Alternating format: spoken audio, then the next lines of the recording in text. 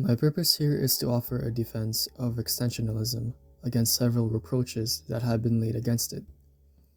First, it has been reproached as an invitation to people to dwell in quietism of despair. For if every way to a solution is barred, one would have to regard any action in this world as entirely ineffective, and one would arrive finally at a contemplative philosophy. Moreover, since contemplation is a luxury, this would only be another bourgeois philosophy. This is especially the reproach made by the communists. From another quarter, we are reproached for having underlined all that is ignominious in the human situation, for depicting what is mean, sordid, or base, to the neglect of certain things that possess charm and beauty and belong to the brighter side of human nature. Both from this side and from the other, we are also reproached for leaving out of account the solidarity of mankind and considering man in isolation. And this, say the communists, is because we base our doctrine upon pure subjectivity, upon the Cartesian "I think," which is the moment in which a solitary man attains to himself, a position from which it is impossible to regain solidarity with other men who exist outside of the self. The ego cannot reach them through the cogito. From the Christian side, we are reproached as people who deny the reality and seriousness of human affairs. For since we ignore the commandments of God and all values prescribed as eternal, nothing remains but what is strictly voluntary. Everyone can do what he likes, and will be incapable, from such a point of view, of condemning either the point of view or the action of anyone else. It is to these various reproaches that I shall endeavor to reply today.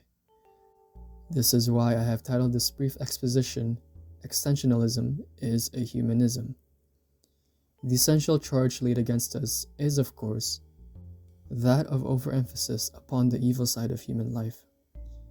I have lately been told of a lady who, whenever she lets slip a vulgar expression in a moment of nervousness, excuses herself by exclaiming, "I believe I am becoming an existentialist."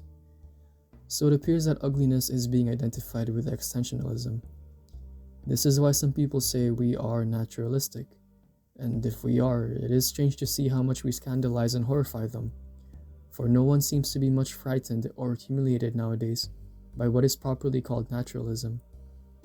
It is, however, these very people, always harping upon realism, who complains that existentialism is too gloomy a view of things. Indeed, their excessive protests make me suspect that what is annoying them is not so much our pessimism, but much more likely our optimism. For at bottom, what is alarming in the doctrine that I'm about to try to explain to you is it not? That it confronts a man with the possibility of choice. To verify this, let us review the whole question upon the strictly philosophical level. What then is it that we call existentialism? Most of those who are making use of this word would be highly confused if required to explain its meaning. The question is only complicated because there are two kinds of existentialists. There are, on the one hand, Christians, among whom I shall name Jaspers and Gabriel Marcel, both professed Catholics, and on the other, the existential atheists, amongst whom we must place Heidegger, as well as the French existentialists and myself. What they have in common is simply the fact that they believe that existence comes before essence, or if you will, that we must begin from the subjective. What exactly do we mean by that?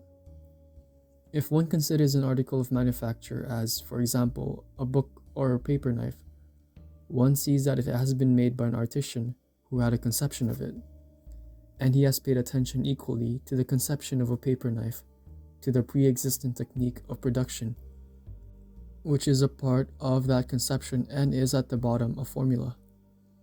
Thus, the paper knife is at the same time an article producible in a certain manner, and one which on the other hand serves a definite purpose, for one cannot suppose that a man would produce a paper knife without knowing what it was for. Let us say then of that paper knife that is its essence.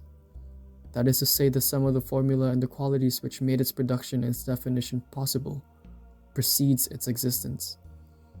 The presence of such and such a paper knife or book is thus determined before my eyes. Here then, we are viewing the world from a technical standpoint, and we can say that production precedes existence. When we think of God as a creator, we are thinking of him most of the time as a supernatural artisan. Whatever doctrine we may be considering, whether it be a doctrine like that of Descartes or Leibniz himself, we always imply that the will follows more or less from the understanding, or at least accompanies it, so that when God creates, he knows precisely what he is creating. Thus, the conception of man in the mind of God is comparable to that of paper knife in the mind of the artisan. God makes man according to procedure and the conception, exactly as the artisan manufactures a paper knife, following a definition and formula.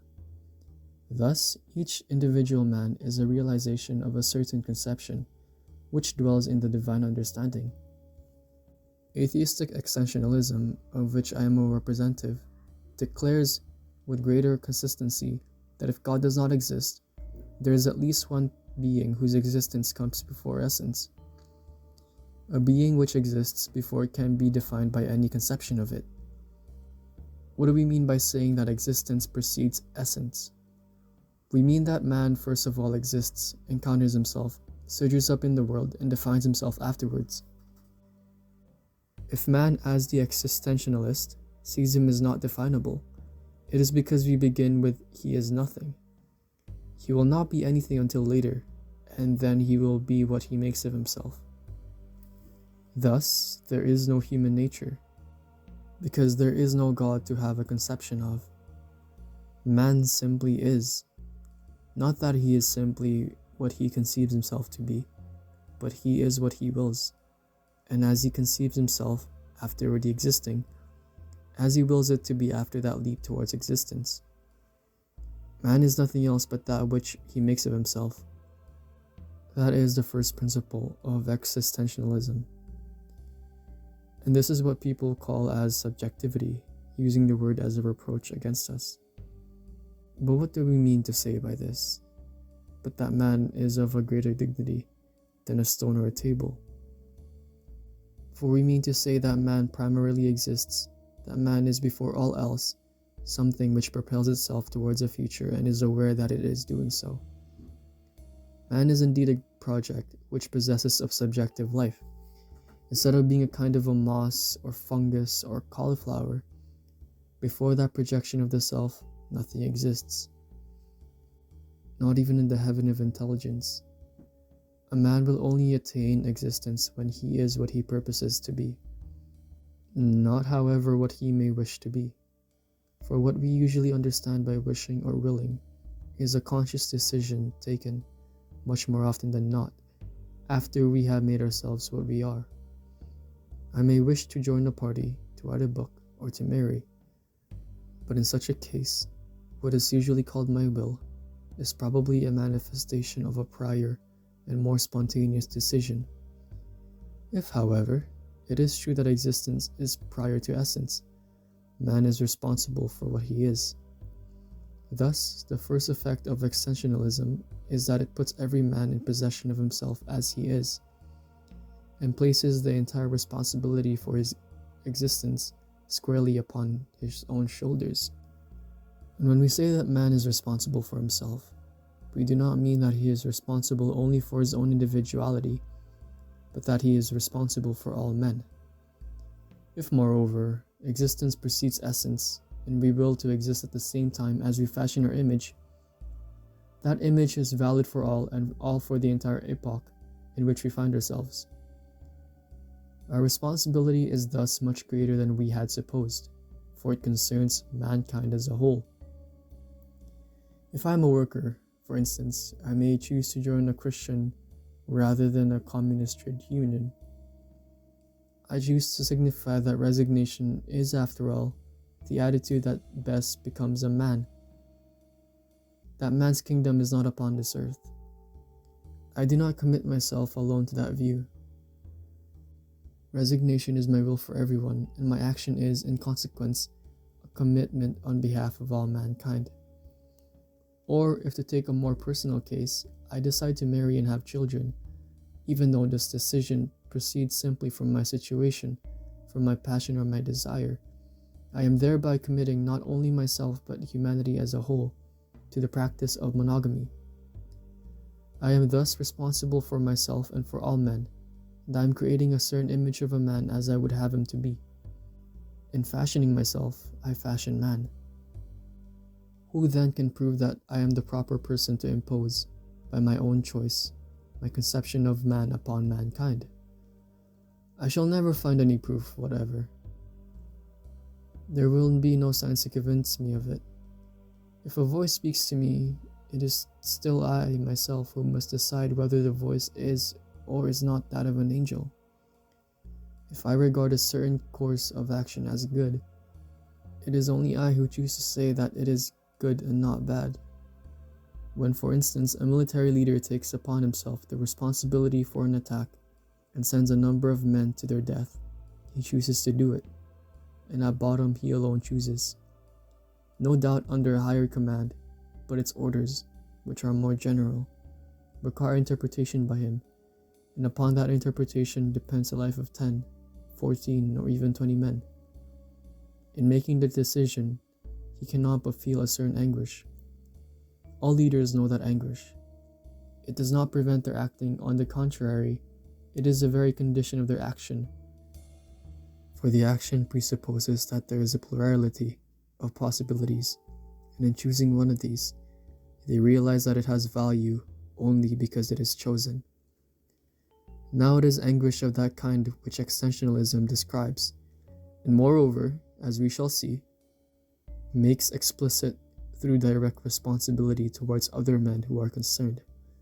Far from being a screen which could separate us from action, it is a condition of action itself. And when we speak of abandonment, a favorite word of Heidegger, we only mean to say that God does not exist, and that it is necessary to draw the consequences of his absence to the right end. The Existentialist, on the contrary, finds it extremely embarrassing that God does not exist, for there disappears with him all possibility of finding values in an intelligible heaven. For if indeed existence precedes essence, one will never be able to explain one's action by reference to a given and specific human nature. In other words, there is no determinism. Man is free, and man is freedom. Nor, on the other hand, if God does not exist, we are provided with any values or commands that could legitimize our behavior. Thus, we have neither behind us nor before us, in the luminous realm of values, any means of justification or excuse. We are left alone without excuse. Condemned because he did not create himself, yet is nevertheless at liberty. And from the moment that he is thrown into this world, he is responsible for everything he does. As an example which you may better understand this state of abandonment, I will refer to the case of a pupil of mine, who sought me out in the following circumstances. His father was quarreling with his mother and was also inclined to be a collaborator. His elder brother had been killed in the German offensive of 1940, and this young man, with a sentiment somewhat primitive but generous, burned to avenge him. His mother was living alone with him, deeply afflicted by the semi-treason of his father and by the death of her eldest son, and her one consolation was in this young man. But he at this moment had the choice between going to England to join the Free French forces or of staying near his mother and helping her to live. He fully realized that this woman lived only for him and that his disappearance, or perhaps his death, would plunge her into despair. He also realized that concretely and in fact, every action he performed on his mother's behalf would be sure of effect in the sense of aiding her to live, whereas anything he did in order to go and fight would be an ambiguous action which might vanish like water into sand and serve no purpose. Consequently, he found himself confronted by two different modes of action. The one concrete, immediate, but directed towards only one individual, and the other, an action addressed to an end in an infinitely greater, a national collectivity, but for that very reason ambiguous, and it might be frustrated on the way. At the same time, he was hesitating between two kinds of morality.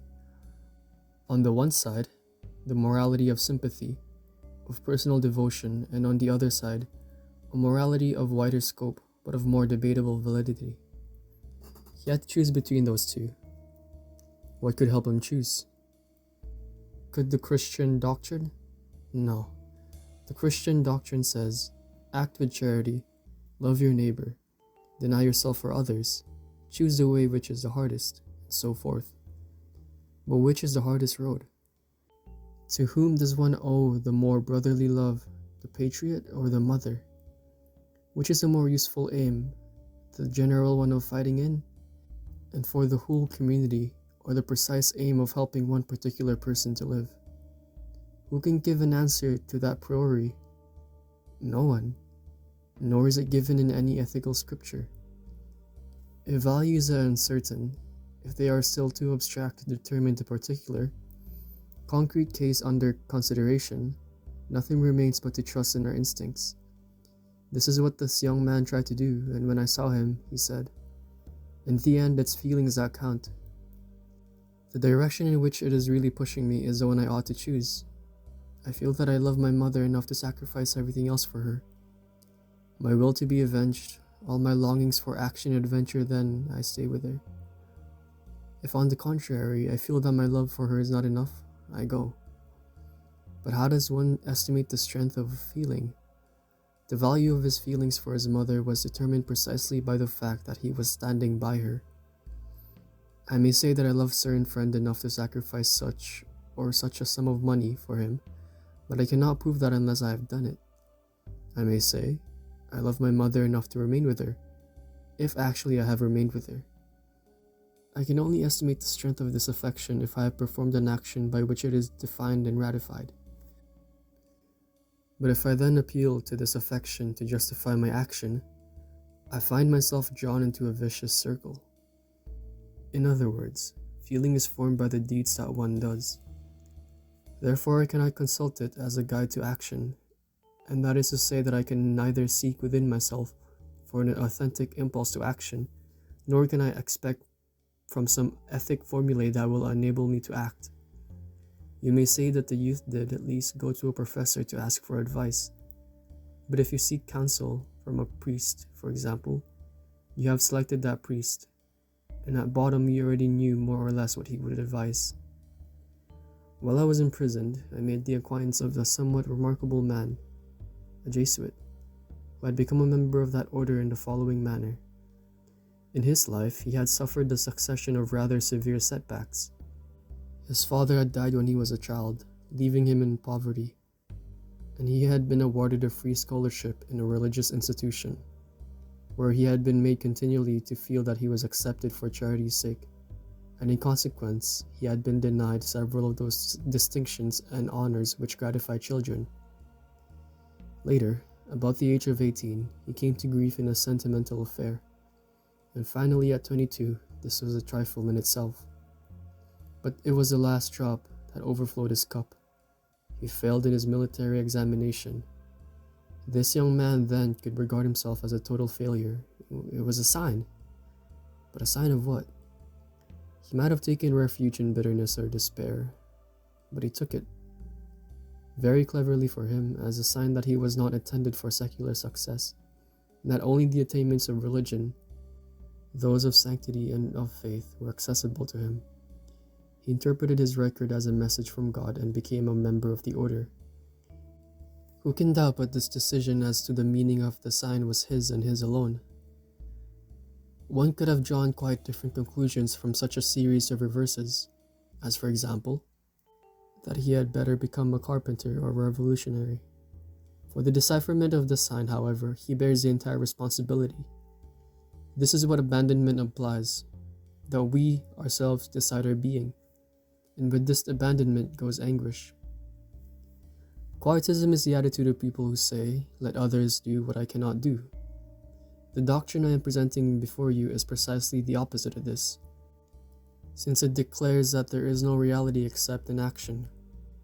It goes further indeed, and adds, man is nothing else but what he purposes, he exists only insofar as he realizes himself. He is therefore nothing else but the sum of his actions, nothing else but what his life is. Hence we can well understand why some people are horrified by our teaching, for many have but one resource to sustain them in their misery, and that is to think, circumstances have been against me. I was worthy to be something much better than I have been. I admit I never had a great love or a great friendship, but that is because I never had a man or woman who was worthy of it.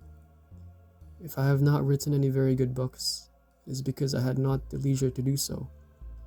Or if I have no children to whom I could devote myself, it is because I did not find the man I could have lived with. So there remains within me a wide range of abilities, inclinations, and potentialities, unused but perfectly viable, which endow me with a worthiness that could never be inferred from the mere history of my actions. But in reality, and for the existentialist, there is no love apart from the deeds of love, no potentiality of love other than that which is manifested in loving. There is no genius other than that which is expressed in works of art. What we mean to say is that a man is no other than a series of undertakings, that he is a sum, the organization, the set of relations that constitute these undertakings. In the light of all of this, what people reproach us with is not, after all, our pessimism, but the sternness of our optimism.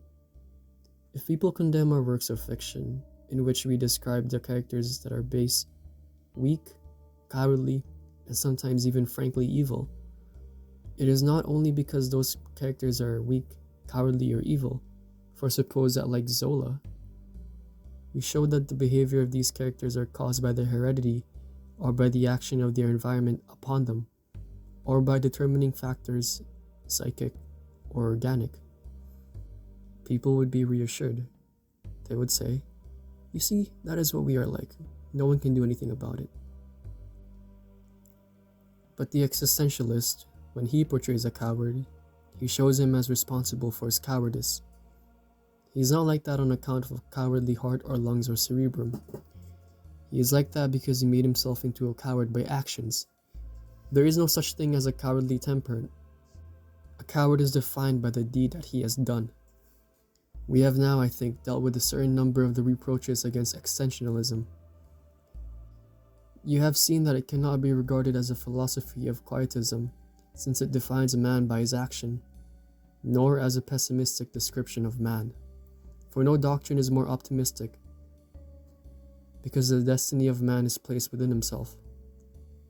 Nor is it an attempt to discourage man from action, since it tells him that there is no hope except in his action, and that the one thing which permits him to have his life is a deed.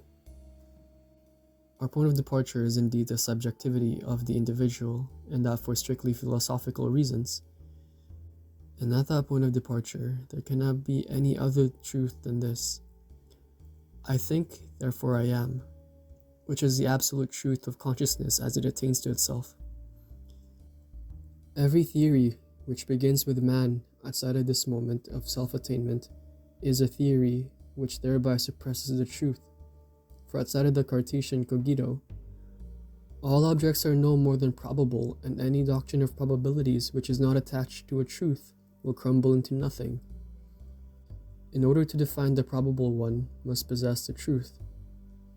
Before there can be any truth whatever, then, there must be an absolute truth.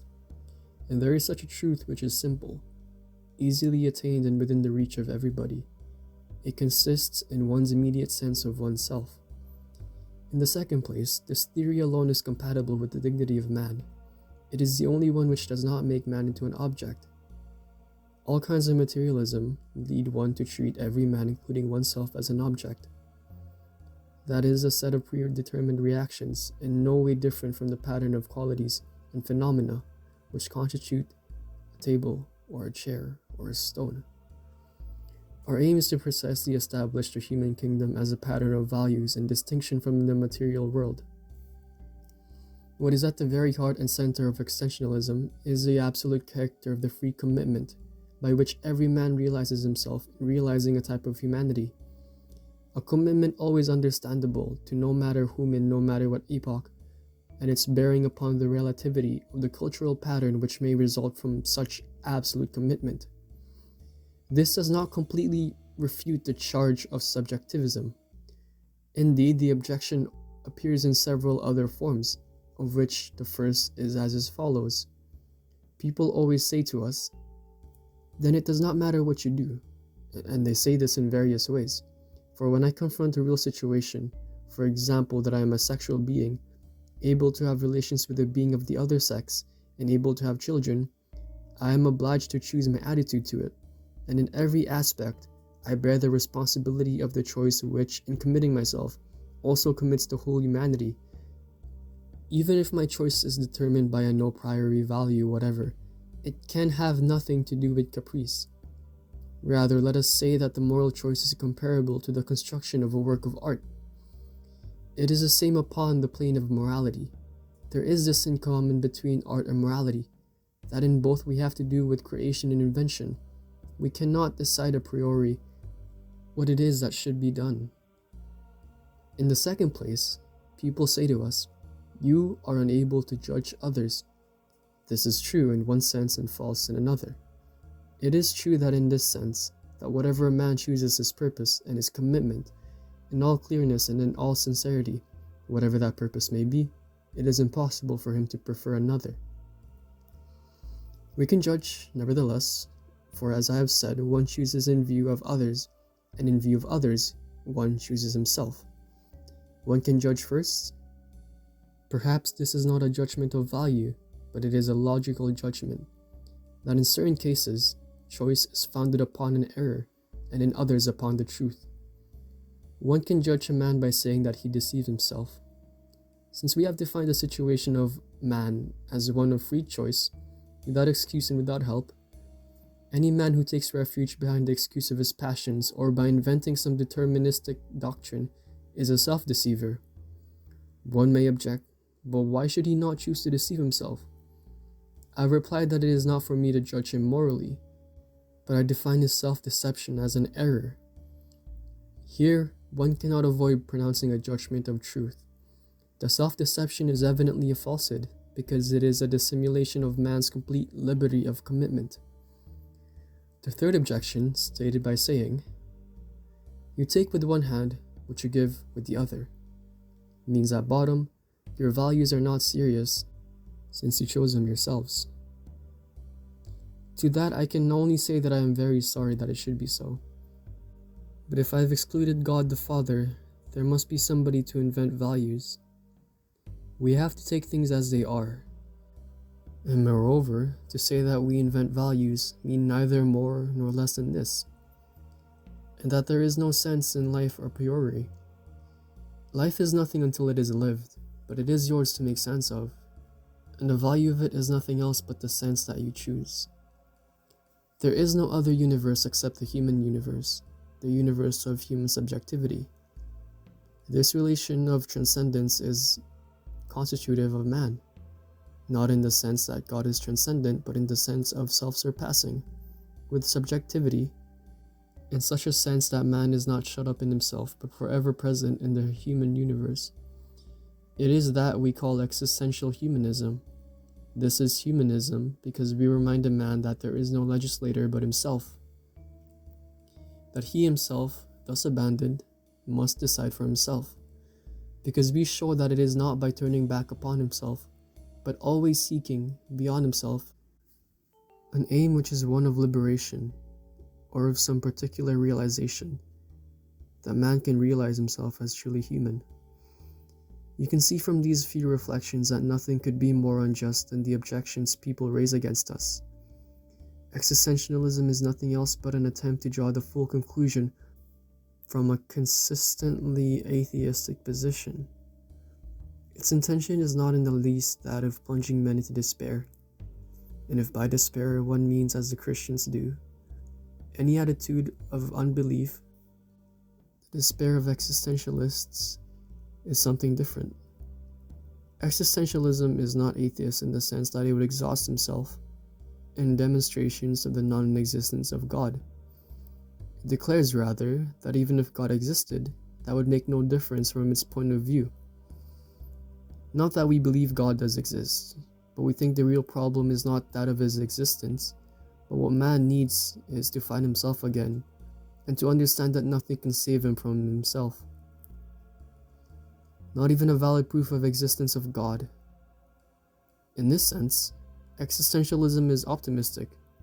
It is a doctrine of action, and it is only by self-deception, by confining their own despair with ours, that Christians can describe us as without hope.